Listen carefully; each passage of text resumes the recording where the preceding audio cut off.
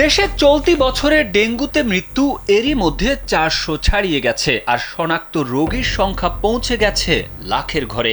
প্রতিদিন গড়ে ৫০০-র বেশি মানুষ রোগটি নিয়ে হাসপাতালে ভর্তি হচ্ছে। এমন পরিস্থিতিতেও নির্বিকার সরকার। এত রোগী শনাক্ত ও মৃত্যুতেও সরকারের সংশ্লিষ্ট দপ্তরগুলো দৃশ্যমান কোনো কার্যক্রম চোখে পড়ছে না। ডেঙ্গুতে শত শত মৃত্যুর স্বাভাবিক ঘটনায় পরিণত হয়েছে। জনস্বাস্থ্যবিদরা বলছেন, সরকারের নির্লিপ্ততায় ডেঙ্গু আক্রান্তের চিত্র ভয়াবহ রূপ নিয়েছে। Japan Bangladesh joint venture company JBS holdings limited সাম্প্রতিক বছরগুলোয় ডেঙ্গু আক্রান্তের সংখ্যা অস্বাভাবিক হারে বাড়ছে। মৃত্যুও নেহাত কম নয়। অবহেলা ও নির্লিপ্ততায় ডেঙ্গু মহামারী রূপ নিয়েছে।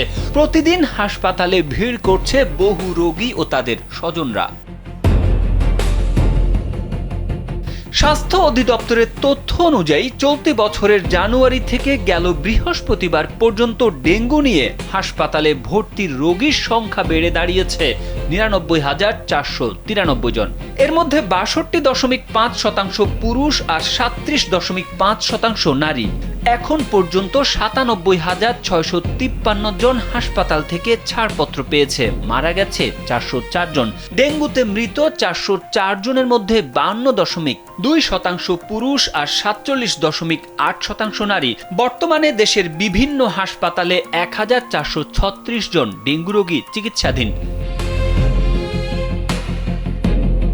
স্বাস্থ্য অধিদপ্তরের তথ্য অনুযায়ী চলতি বছরের শুরু থেকে এখন পর্যন্ত ডেঙ্গুতে মৃত্যু হয়েছে ৪০৪ জনের। এর মধ্যে ডিসেম্বরের ১১ দিনেই মারা গেছে ২২ জন। স্বাস্থ্য অধিদপ্তরের রোগ নিয়ন্ত্রণ শাখার সাবেক পরিচালক ও জনস্বাস্থ্যবিদ অধ্যাপক ডাক্তার বেনজির আহমেদ কালবেলাকে বলেন, ডেঙ্গু মোকাবিলায় এই সরকার চরম উদাসীনতার পরিচয় দিয়েছে।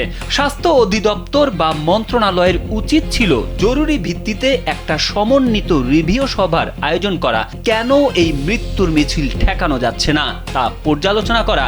শীতে এসেও কেন ডেঙ্গু নিয়ন্ত্রণে আসছে না, সেই সঙ্গে ডেঙ্গু জরুরি অবস্থা জারি করা যেত। তারেক আহমেদ, কালবেলা।